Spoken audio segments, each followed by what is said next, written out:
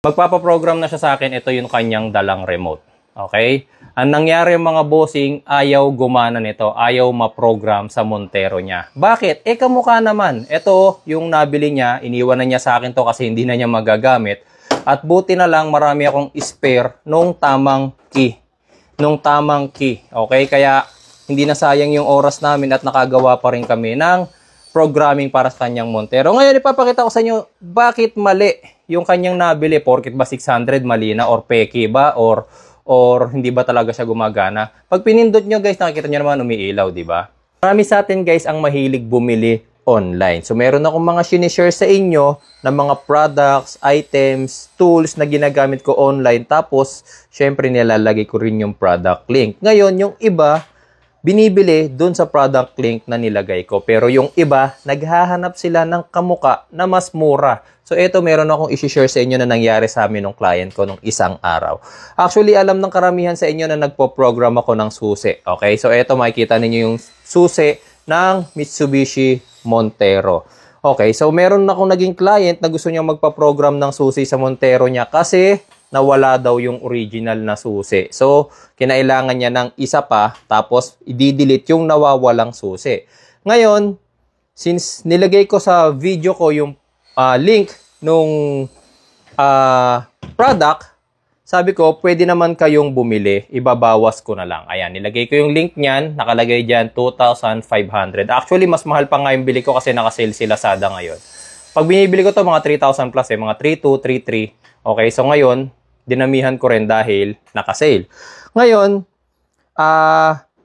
si client, ang ginawa niya, since nung nag-click siya nito, maraming na-recommend na product sa kanya. Okay? Makikita mo dyan, 2,500 yan. Tapos, nag-pop up sa kanya itong product na to. Kung makikita ninyo, magkamukha naman kasi sila. Ngayon, si client, since Montero ang kanyang pinagagawa, nakalagay naman dyan, for Montero, 2015 to 2020. So, 2018 yung kanyang Montero. So, binili niya, pasok. Nakamura pa siya. Imagine nyo, 600. Compare sa 2,500, nakatipid siya ng 1,900. Tapos, ang usapan pa namin, sige sir, programming na lang ang babayaran mo sa akin. Ikaw na bumili ng susi, ibabawas ko na yung 2,500. 2,600, kasi may ano pa yan eh. So, ibabawas ko na yung 2,600. Okay? So, ang laki ng natipid ni client, diba? Bumili siya ng worth 600, tapos 2,600 yung binawas ko. Ngayon, eto na ang nangyari. Nung dumating sa kanya yung remote, magpapaprogram na siya sa akin, ito yung kanyang dalang remote. Okay?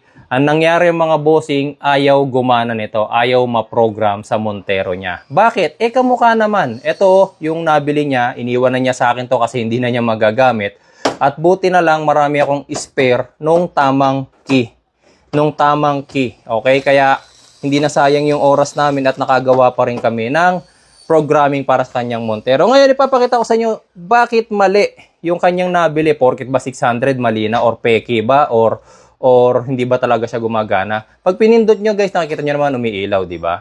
Okay. So, meron tayong tinatawag mga bossing na key programming tool. Hindi porkit magkamukha yan, tama na yan mga boss. Okay, so ito papakita ko muna sa inyo. This is Otel KM100. Ayan. Dito sa portion na to, makikita ninyo meron tayong frequency detection. Okay.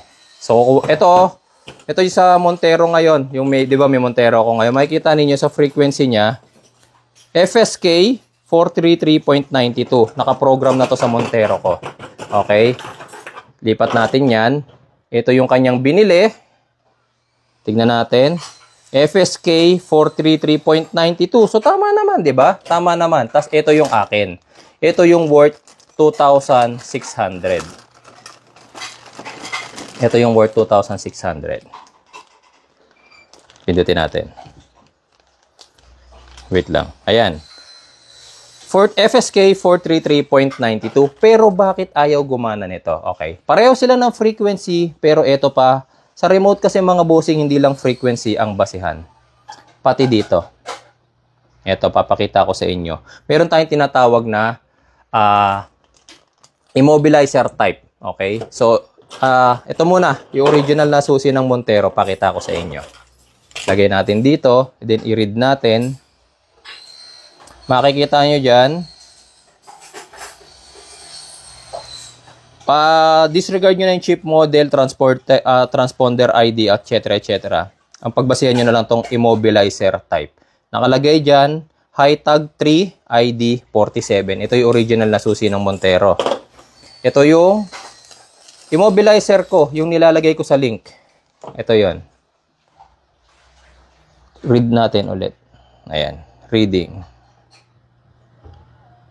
Nakalagay, Hitag 3 ID 47.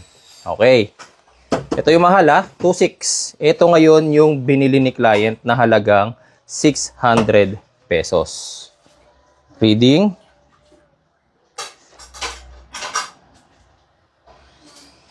Ayan. Nakalagay, Hitag 2 ID 46. Kaya kahit anong gawin namin na programming mga bossing, ibang klase ng immobilizer type ang nabili niya.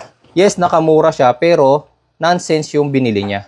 Hindi gagana. Kahit nakalagay pa dyan mga bossing for Montero, 2015 to 2020, hindi to gumagana sa kanyang Montero. Okay? Ayan. So, ako, wala namang problema kung makakahanap kayo ng ibang mas murang key fob or mas murang nagpo-program, nasa sa inyo po yan. Okay? Basta ang sa akin lang mga bossing, pag naglagay po ako ng product link dun sa mga videos na nire-review ko, sa mga product na pinapakita ko sa mga vlogs ko, pag yung link ko ang binili nyo, dun ako mismo bumili. So, nasubukan ko na yon. So, tama yon. Kung mali yon, hindi ko naman na nilalagay yung product link kasi ayoko namang magkamali rin kayo.